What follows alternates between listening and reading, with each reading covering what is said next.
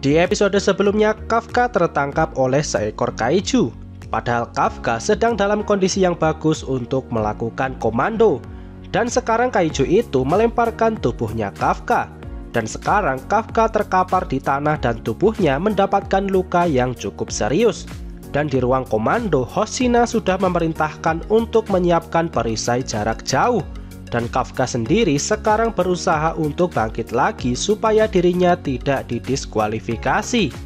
Terlebih lagi, Kafka tidak ingin gagal sekali lagi, apalagi dilihat oleh Mina secara langsung. Dan kaiju tadi sekarang maju dan sudah siap untuk memakan Kafka. Dan gadis dari ruang komando juga sudah memberikan instruksi untuk mengaktifkan perisai pelindung. Dan Hoshina menyayangkan hal ini karena Hoshina melihat Kafka adalah orang yang menarik. Tapi sebelum perisai itu aktif, tiba-tiba ada tembakan yang mengenai kepala kaiju ini. Ternyata itu adalah tembakan dari Kikoru.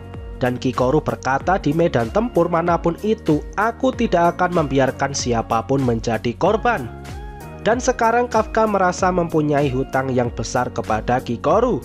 Tapi setelahnya Kikoru sedikit mengejek Kafka dan berkata akan membereskan semua kekacauan ini sendiri. Dan Kafka cukup diam saja di situ dan melihat.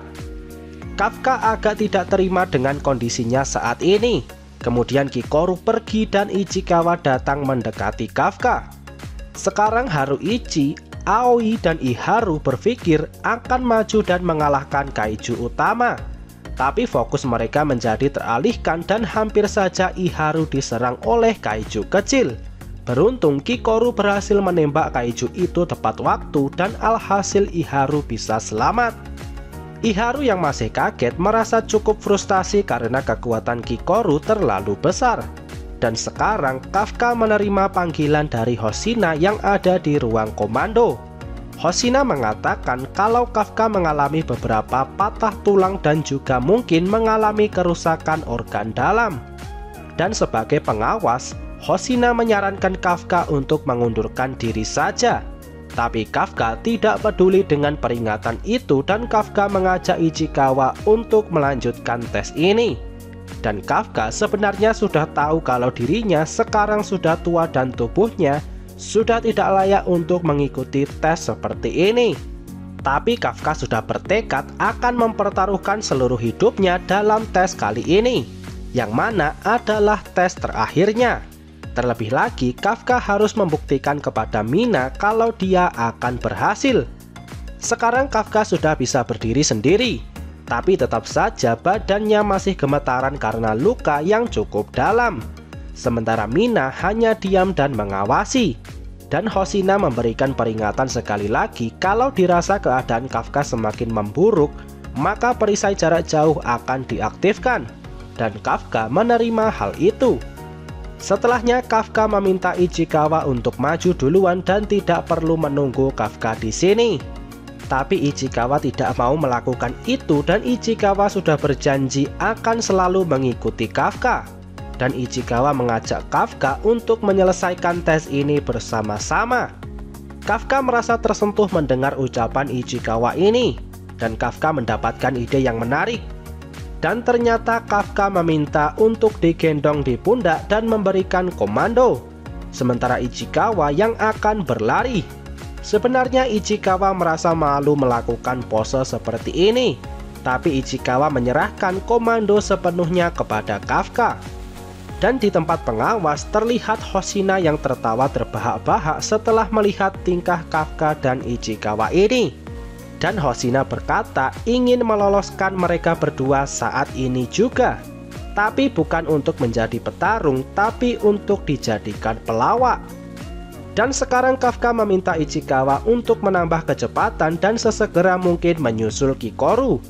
Ichikawa mengerti dan mulai meningkatkan kecepatannya. Dan terlihat Kafka yang hampir jatuh karena kecepatan yang terlalu tinggi. Tapi Kafka mencoba lebih fokus dan mulai menyiapkan bom suara yang dia bawa. Sementara itu di sisi lain, Kikoru terus-terusan membunuh satu persatu kaiju kecil yang tersebar di berbagai lokasi. Dan dengan kelincahan yang luar biasa, Kikoru dapat mengalahkan mereka dengan cepat. Dan terlihat Haruichi, Aoi, dan Iharu yang terus mengejar Kikoru. Tapi perbedaan kekuatan mereka terlihat jelas di sini. Dan mereka bertiga tidak bisa mendekati Kikoru sama sekali. Dan tidak berselang lama, semua kaiju kecil sudah berhasil dikalahkan Kikoru. Dan Kikoru langsung berlari ke arah kaiju utama. Dan untuk serangan pertama, Kikoru melemparkan bom suara ke atas kaiju utama ini. Hasilnya sekarang kaiju ini kehilangan keseimbangan dan mulai membuka mulutnya ke atas. Melihat kesempatan ini, Kikoru langsung melompat ke atas kaiju utama dan segera melayangkan tembakan yang langsung masuk ke dalam tubuh kaiju ini melalui mulut yang terbuka lebar. Dan tubuh kaiju utama ini meledak dari dalam dan langsung mati. Sementara Haruichi, Aoi, dan Iharu hanya bisa melihat dari belakang. Dan Ichikawa dan Kafka juga masih berada di tempat yang cukup jauh. Sementara para pengawas cukup senang melihat hasil tes kali ini.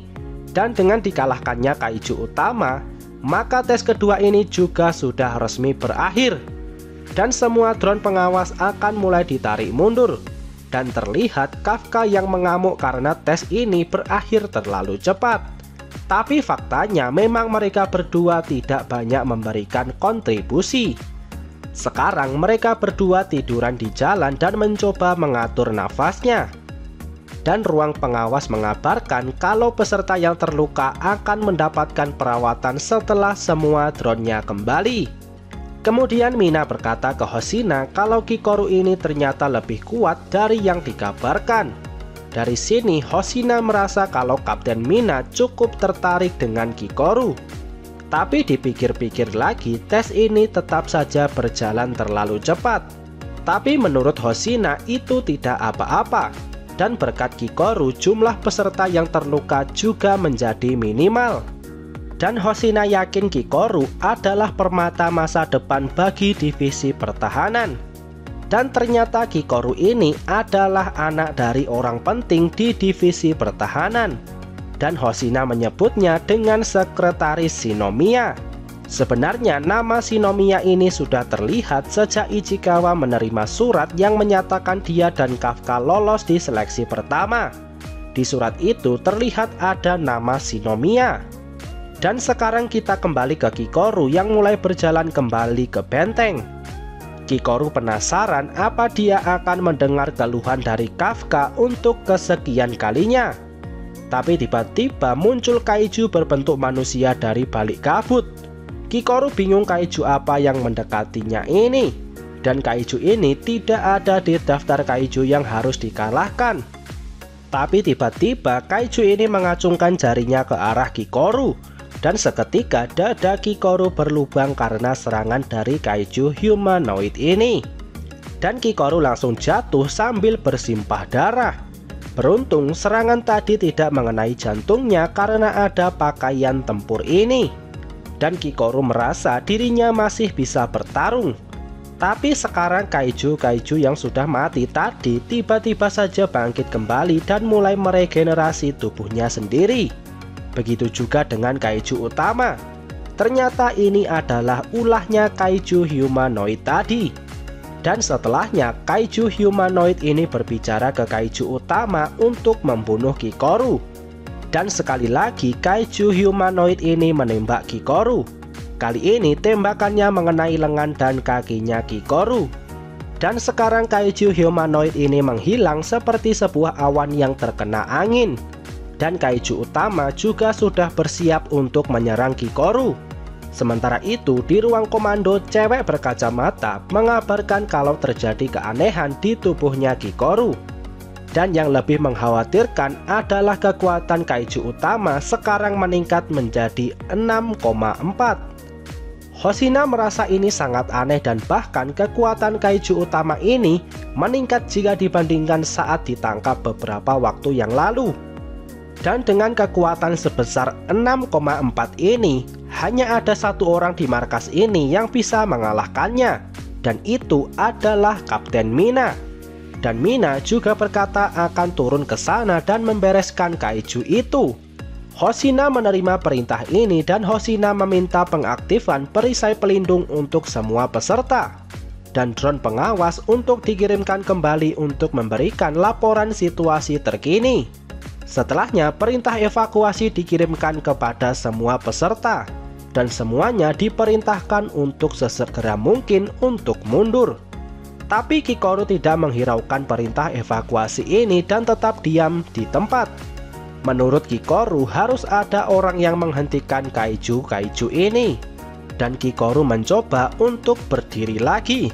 Tapi tubuhnya tidak bisa menipu kalau dirinya sekarang terluka cukup parah. Dan di saat seperti ini, Kikoru tiba-tiba teringat dengan masa kecilnya saat mendapatkan wejangan dari ayahnya, yang seharusnya juga bernama Shinomiya. Shinomiya berkata ke Kikoru untuk tidak boleh gagal dalam hal apapun, dan semuanya harus sempurna. Itu semua demi masa depan negara. Dan akhirnya ajaran ayahnya ini tertanamkan kepada Kikoru. Dan sekarang Kikoru sudah berhasil berdiri dan mengarahkan tembakannya ke arah kaiju utama. Tapi karena tembakan dari kaiju humanoid tadi, sekarang kaki kanan dan tangan kirinya Kikoru menjadi tidak bisa digerakkan. Dan praktis Kikoru berusaha menyerang hanya dengan tangan kanannya saja. Tapi belum sempat menyerang, Kikoru sudah terkena duluan pukulan dari kaiju utama ini. Dan tubuhnya terhempas cukup jauh sampai menghantam sebuah tembok. Dan keadaan Kikoru ini menjadi semakin memburuk. Dan Kikoru mengingat lagi masa lalunya saat penerimaan siswa baru di SMA Anti Kaiju Tokyo. Saat itu Kikoru mendapatkan posisi pertama dan Kikoru merasa sangat bangga. Dan setelahnya ada banyak orang tua yang memberikan selamat kepada anaknya yang lolos di ujian masuk ini. Bahkan ada orang tua yang menjanjikan akan memberikan hadiah.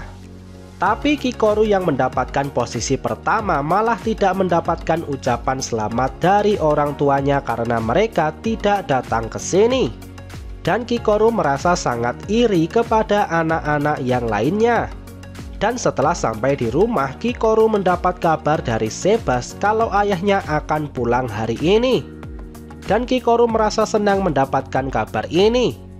Tapi setelah ayahnya pulang, alih-alih memberikan selamat kepada anaknya, Shinomiya malah berkata kalau Kikoru akan naik ke tingkat yang lebih tinggi. Dan itu hal yang sudah semestinya terjadi.